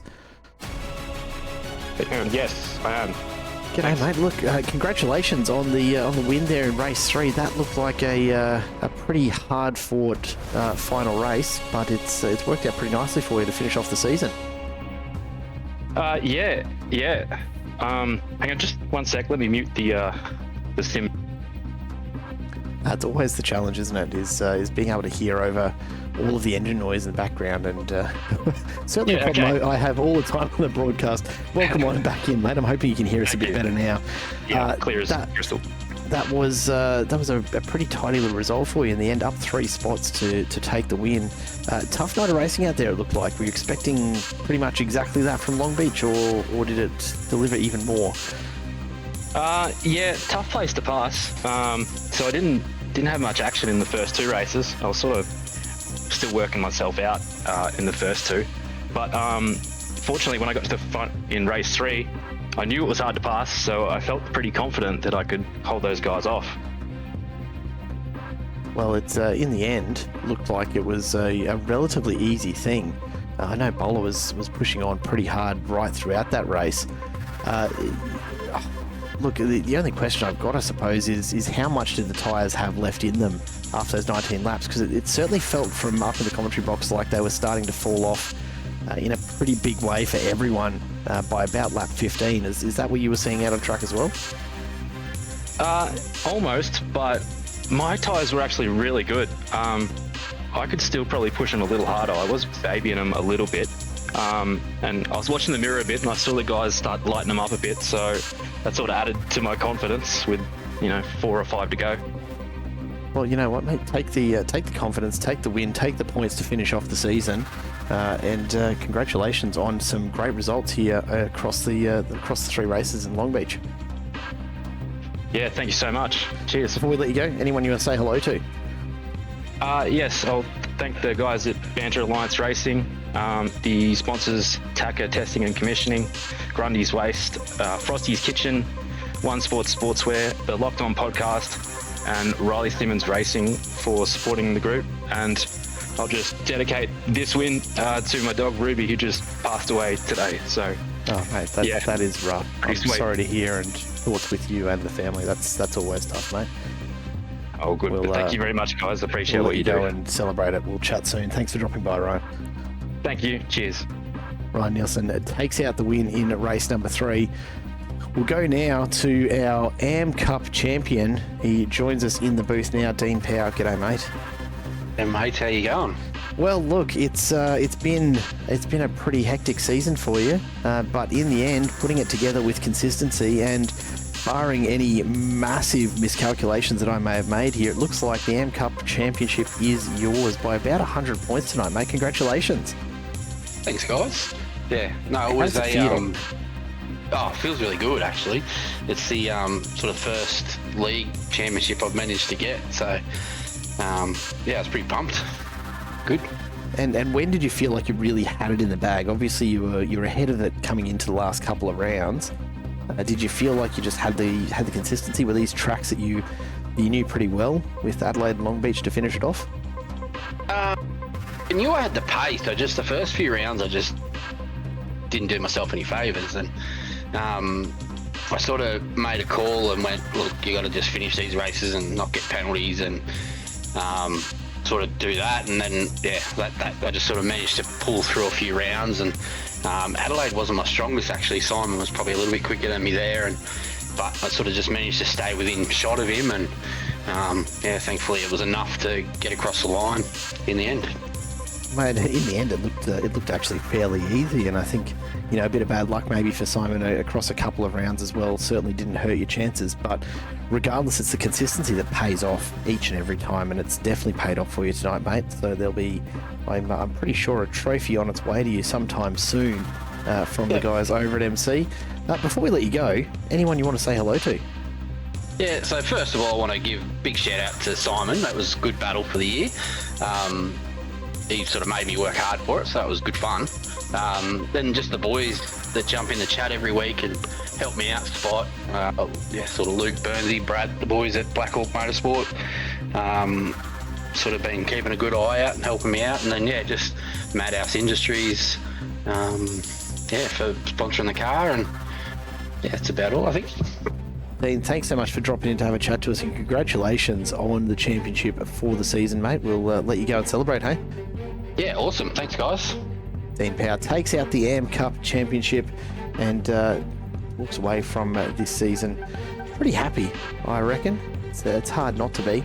But another man who'll be very, very happy is our pro champion for this season.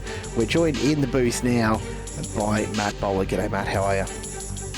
Oh, yeah, not too bad, boys. Mate, that looked like a pretty hard-fought thing across those 3 races. How much were you counting down those points tonight?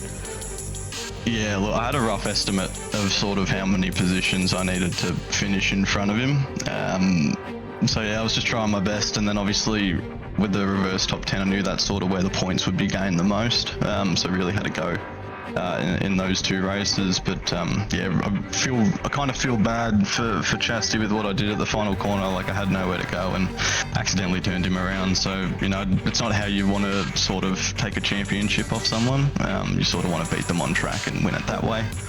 So I do feel incredibly sorry, and obviously no ill intent for anything like that. It was just hard racing. So, Chastity had a great year, was super consistent the whole time, and he deserves it just as much as I do. So, sad what happened, but, obviously for myself, I'm pretty happy with, gaining those points over 3 races. It's super stressful to get all that done and not put a foot wrong. So, just super happy.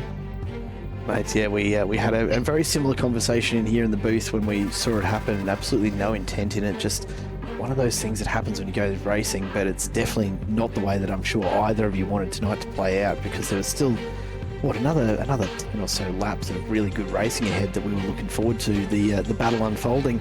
In the end, though, it's the way it goes, and it could have so easily been your race ended by that one as well. So it's just the luck of the draw sometimes, mate. And I have no doubt that the Chastity will see it that way as well, and I'm sure you guys will chat about it as and where you need to.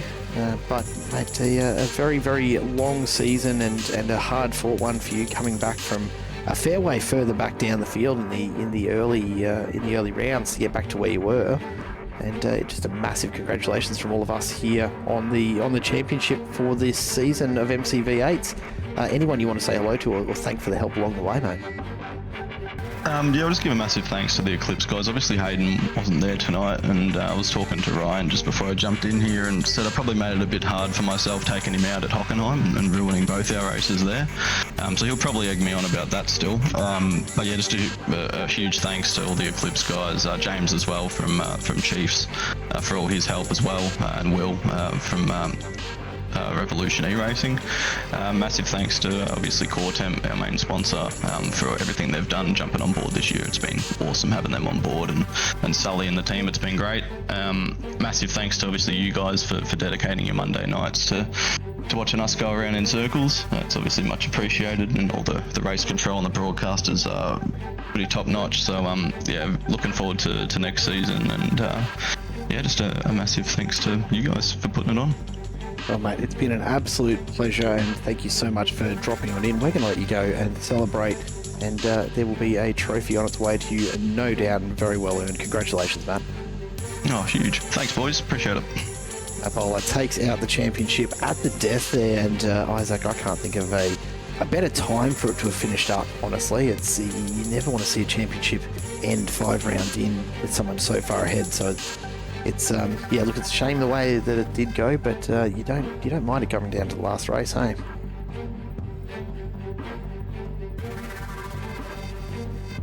No, absolutely There he not. is. There we go. I am here. No, we don't mind it going down to the last race at all. I had issues with my microphone there. I don't know what was going on, but it seems that it says I'm putting input in, so hopefully you guys can hear me. But yeah, it's look, as Matt said, you feel terrible for Chastity and the way that it happened. But it was racing. It was hard racing between the two of them, and unfortunately, what they wanted to settle out on track ended in tears, ended in heartbreak really for James Chastenough, and no doubt he'll bounce back next season. Looking forward to seeing what Matt Bowler can do next season. He's going to have a bigger target on his back coming into this brand new season because he's got the number 1 on the door. So everyone will have their sights set on the reigning champion and what they can do to try and knock him off the top, and no doubt there'll be quite a considerable amount of drivers that'll be looking to do so. Yeah, absolutely expecting that for sure. To speak with us actually about the upcoming season, on behalf of MC Motorsport, we are joined in the booth by admin and part-time ADHD racer Josh Harris. G'day, mate. Hello, gents. How are we tonight? Doing well. It's good to have you back in the booth once again. I know we spoke a little bit last week after the wrap-up of the MC GT3 Championship, but I figure, given that it is the official end of the first seasons for 2026, that we might get you back in and you can tell us a little bit about what to expect in the upcoming seasons of both the MCV8 and the GT3s. Yeah, look, to be honest, things at MC continue to get bigger and bigger. It's an exciting time to be part of MC, I think. So starting in season 2 of 2026, still continuing with V8s on a Monday, GT3 on a Wednesday, but we're actually going to spice things up a little bit. We're going to go 3 classes in each. We've got this really fantastic spread of speed across all of our drivers in both of our main series. So we're going to have a Pro class, a Pro-Am and an Am, and we're going to divide them up a little bit better than we have this year. And we're really going to try and give everyone in the field something to fight for the entire championship. Both of our calendars are announced. They're pretty wild. We had some feedback on the V8 calendar in particular from some members of the public who thought that whichever one of the admin it was that came up with that calendar maybe consumed some illicit substances right before making it. But that should make it a lot of fun. There's a distinct street track flavour next season, with a sneaky trip to the Nordschleife thrown in there.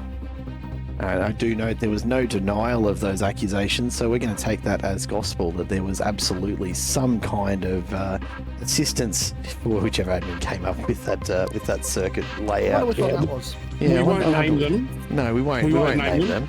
Won't name them, but look, it's always good to have a bit of controversy around the calendar for each and every season.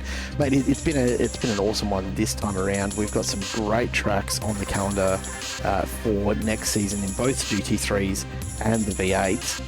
We're kicking it off towards the later stages of next month. Middle of next month, 13th and 15th. Middle late, same to me. 13th and 15th. It's another 10-week season.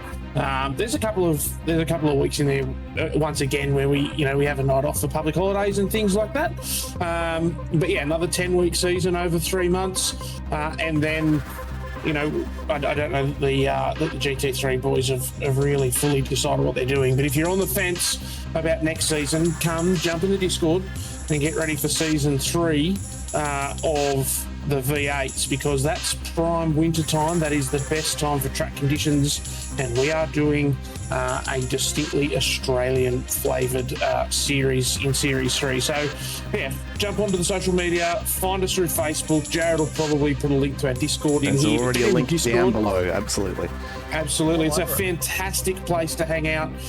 Most of the time it's just me and the other ADHD boys in the Koala Cartel talking absolute smack in all of the channels, but always a fun place to hang out.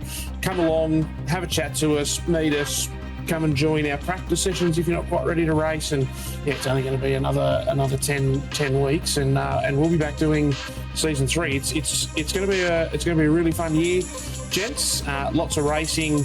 You know, this league is getting faster and faster and faster.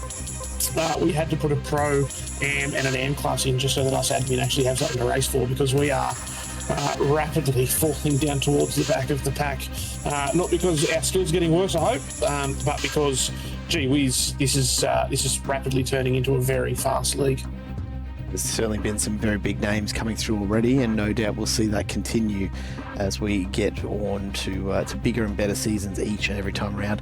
Josh, thanks as always for dropping by to have a chat to us on behalf of MC, and we're going to let you get back to it and probably decompress a bit after that last race. And we're not talking about that, Jared. A sincere apology from us for binning you, because the first time we looked at you really on that third race was about 3 corners before you went into a wall. So we'll take the blame on that one, mate. Matt, I appreciate it. I did wonder. I pushed the foot on the brake at turn 1, and it just didn't slow down. So it is good to know that it was your fault, not mine. Yeah, absolutely, mate. As always, good to chat to you, Josh. Thanks so much for dropping in. Thanks, gents. Well, Isaac, that will wrap us up here for tonight and for the first seasons with MC for this year, but certainly not the last. We've got plenty more racing action on the way, and we're straight back into it next week with the kickoff of the Alliance Sim Racing V8's new season. So stay tuned for that if you're around, and looking forward to hopefully getting these YouTube issues resolved before Tuesday next week, and we can kick that new season off in the appropriate style. As always, Isaac, thanks so much for being along this season, mate. It's been an absolute pleasure to have you in the booth. No, thank you very much. It's of course been a pleasure to be alongside you once again, Jared. I've always enjoyed getting to share the booth with yourself, and looking forward to hopefully being back. Well, I know for a fact I am back with you in ASR next season, and hopefully the same continues for MC Motorsport, because the racing is phenomenal, and really enjoying sharing the booth with yourself as well. As always, a massive, massive thank you to all of the sponsors of the racing here. It doesn't happen without the support of so many amazing businesses. Domains2U.com.au, once again supporting the MCV8 series as a major sponsor. And of course, Everything Simulated, iRacing Designs, and Sixpence Coffee on board as ongoing sponsors for MC Motorsport. It's been an absolute pleasure to bring this to you again here this evening, folks at home. Thank you so much for tuning in and persevering through some pretty nasty connection issues. If you've been watching the live stream, we will have a recorded version of this up hopefully pretty soon, later on this evening in fact, that should deliver you the picture quality that you would be expecting from Simple Racing broadcasts. Until we see you again next time, though, it is goodbye for now.